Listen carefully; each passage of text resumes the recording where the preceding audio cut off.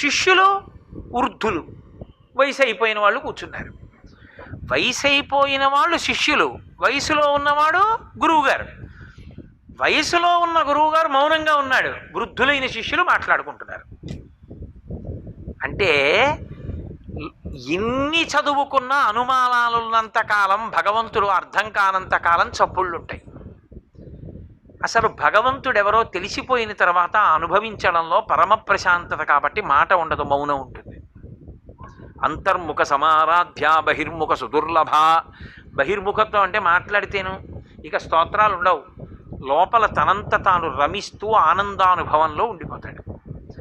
ఆ ఆనందానుభవం మౌనం, అక్కడ ఇక మాట ఉండదు. ఆ స్థాయికి వెళ్ళకపోతే మాటలు ఎక్కువ, అల్లరి ఎక్కువ, అరణ్యరోధన ఎక్కువ కింద ఉంటుంది. కాబట్టి ఆ భగవంతుణ్ణి సేవించడం కన్నా భగవంతుణ్ణి అనుభవించడంలో ప్రశాంతత. ఆ మౌనంలో కన్నుల వెంట నీరు కారిపోతూ అలా కూర్చుంటాడు.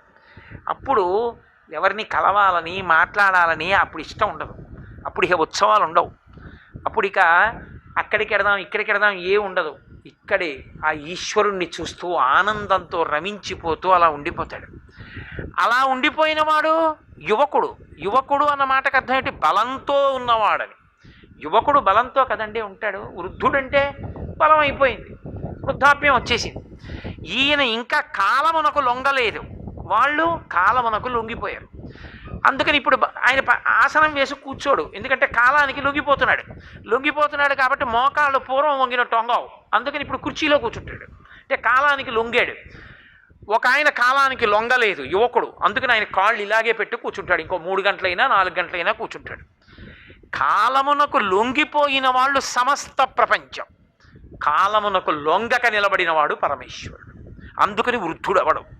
అందుకని ఆయన యువకుడుగా ఉన్నాడు, వీళ్ళు వృద్ధులుగా ఉన్నారు. వీళ్ళు మాట్లాడుతున్నారు కాబట్టి వీళ్ళకి ఇంకా పరమేశ్వరుడు అందలేదు. ఆయనే పరమేశ్వరుడు, ఆయనే అనుభవిస్తూ ఉంటాడు.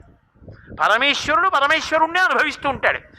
వ్యవసాయదారుడు తన పొలంలో పండిన పంట తానే తిన్నట్టు, తన ఇంట్లో కాసినటువంటి అరటిపళ్ళు తానే తిన్నట్టు పరమేశ్వరుడు కూడా తనని తానే అనుభవిస్తూ ఉంటాడు. అందుకే శివుడు విరాగి అయి తనలో తాను రమిస్తూ ఉంటాడు అర్థని నిమీలిత నేత్రాలతో.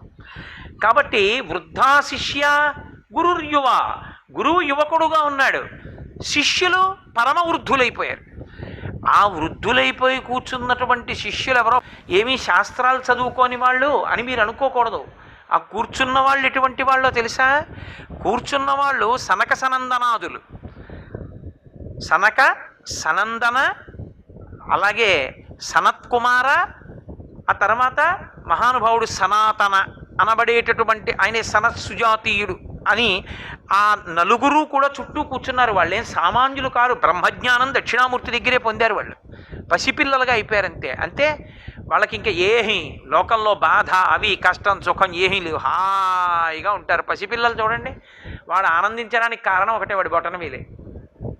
వాడి బొటనవేలు ఒకటి నోట్లో పెట్టుకుని చప్పుడు వచ్చేట్టు చీకుతాడు, చప్పుడు వచ్చేట్టు చీకుతూ పడుకుంటాడు హాయిగా. ఏమిట్రా అంటే ఏమిట్రా ఉంది, కొంతమంది బొటనవేలు ఒరిసిపోతుంటాయి పిల్లలకి. తల్లికి కోపం వచ్చి దానికి ఒక గుడ్డ కట్టేస్తుంది, వీడు బొటనవేలు చీకడం మానట్లేదండి, పళ్ళు ఎత్తైపోతాయి, పెరిమి ఎత్తైపోతుంది, అయినా మాంటలేదు అని అలా చీకేస్తారు. తన బొటనవేలు చీకి తానే పొంగిపోయినట్టు, తానే మురిసిపోయినట్టు పరమేశ్వరుడు తనలో తాను రమిస్తూ ఉంటాడు. ఆ రమించడం ఉంది, అది పతాక స్థాయి. వీళ్ళు ఇంకా స్థాయికి వెళ్ళలేదు, అందుకని కూర్చున్నారు. కూర్చున్నప్పుడు ఎలా కూర్చున్నారు? పరమేశ్వరుడి దగ్గర భక్తుడు ఎలా కూర్చుంటాడో గురువు దగ్గర శిష్యులు అలా కూర్చోకూడదు. గురువుగారు ఇలా కూర్చున్నారనుకోండి, శిష్యుడు ఇలా కూర్చోకూడదు, అభిముఖంగా కూర్చోవాలి గురువుగారికి. కూర్చుంటే గురువుగారు ఓ మాట అంటారు, సహనా వవతు సహనౌ భునక్తు సహజి అని. ఒరే నాయన, నా మనసు నీకు అర్థం అవ్వాలి, నీ హృదయం నాకు అర్థం అవ్వాలి, నీ చెప్తినది నీకు అర్థం అవ్వాలి, నీవేది పొందాలనుకుంటున్నావో నీకు అర్థమయ్యేట్టు కిందకి దిగొచ్చి మాట్లాడే శక్తి నాకు కలగాలి.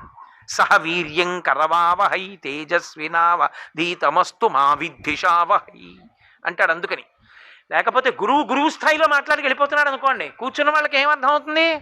ఏమర్థం అవదు. గురువుగారి త్యాగం అంటే ఏంటంటే అంత కఠినమైన విషయాన్ని అంత తేలికగా అందించడానికి అంత కిందకు వచ్చేయాలి. శిష్యుడు ఏ స్థాయిలో ఉన్నాడో అంత కిందకి గురువుగారు రావాలి. ఆయనకు అవసరమేం లేదు, ఆయనకేం తెలియక కాదు అలా చెప్పాలని ఏం కాదు. అవతల వాడి కోసం దిగిపోతాడు కిందకి. ఈ దిగిపోవడం ఎంత దిగాలంటే అవతల వాడికి అర్థమయ్యేంత వరకు దిగాలి. అలా దిగడం నాకు రావాలి. నీ దిగడానికి ప్రయోజనం నువ్వు దిగడం కాదు, నువ్వు ఎక్కడం. నువ్వు ఎక్కాలి. ఒరే ఇది మన ఇద్దరి మధ్య సిద్ధించాలి. అది సహనావతౌ సహనౌ భునక్తు సహ వీర్యం కరవావహై తేజస్వినావతీతమస్తు మా విద్విషావహై అని ప్రార్థన చేసి కూర్చుంటారు గురు శిష్యులు. అందుకు గురువు గారికి అభిముఖంగా శిష్యుడు కూర్చోవాలి. అంతేకాని గురువుగారు ఒక పక్కన కూర్చుంటే శిష్యుడు ఓ పక్కన కూర్చున్నాడు అనుకోండి, గురువు గారి ముఖాన్ని చూసే అవకాశం ఉండదు. ఎదురుగుండా కూర్చుని వినవలసిన సభలు కొన్ని ఉంటాయి, పక్కకి కూర్చోవలసిన సభలు కొన్ని ఉంటాయి. పక్కకి కూర్చోవలసిన సభలో ఎదురుగుండా కూర్చోకూడదు. గురువు గారికి ఎప్పుడూ కూడా ఓ పక్క కూర్చుని వినకూడదు, అభిముఖంగా కూర్చుని వినాలి. సర్వం శ్రీ ఉమామహేశ్వర పరబ్రహ్మార్పణమస్తు. స్వస్తి.